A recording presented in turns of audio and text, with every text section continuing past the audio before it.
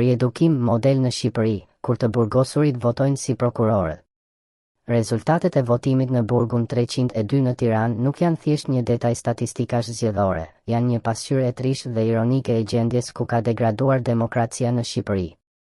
Aty, në vendin ku sistemi i drejtësisë supozohet të riedukojë, të ndreqë dhe të pastrojë ndërgjegje, të burgosurit kanë dhënë një mesazh të pastër: ne jemi në sinkron të plot me sistemin që na futi brenda. Deputetja dhe njëkohësisht bashkëshortja e një prokurori del e para. Ministri i Brendshëm, ai që ka në dorë edhe burgjet, del i dyti. Dhe gjithë kjo ndodh në një qendër votimi ku votuesit janë ata që, teorikisht, e kanë thyer ligjin dhe tani, për ironi të fatit, votojnë për mbajtësit dhe kontrolluesit e ligjit. A nuk është kjo një skenë tragjikomike, një ironi e zezë që nuk do t'i shkonte as romanit më të guximshëm politik? Dikur thuaj se sistemi i riedukimit ka dështuar. Por siç po e shohim, ndoshta ai ka funksionuar për mrekulli, jo për të ndrequr ndërgjegjet kriminale, por për të edukuar në nështrim, për ulje dhe lojalitet ndaj pushtetit, ndaj emrave që kontrollojnë drejtësinë, ndaj atyre që nga jashtë qeverisin.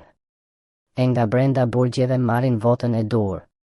Sepse në Shqipëri nuk ka më ndarje pushtetesh, ka vetëm një zinxhir të gjatë bindjesh, që shkon nga zyrat e prokurorisë, tek karriget e kuvendit, e deri te qelit e izolimit. Voton prokurori, voton gruaja e prokurorit dhe voton edhe i burgosuri që ndoshta është ndëshkuar pikërisht nga ky prokuror. Të gjithë në harmoni, si në një valle të përkryer pushteti. E ndërkohë, qytetari i lirë jashtë burgut hesht, nuk voton, nuk ngrihet.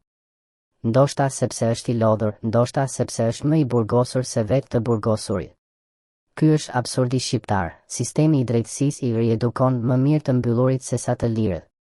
Dhe ndoshta kjo është fitoria më e madhe e këtij sistemi, një popull që, edhe kur është në burg, mbetet i bindur, i heshtur dhe i përshtatur. E në fund, pyesim, a nuk është ky kulmi i suksesit të një shteti autoritar? Të arrish të kontrollosh edhe votën e të burgosurit. Bravo!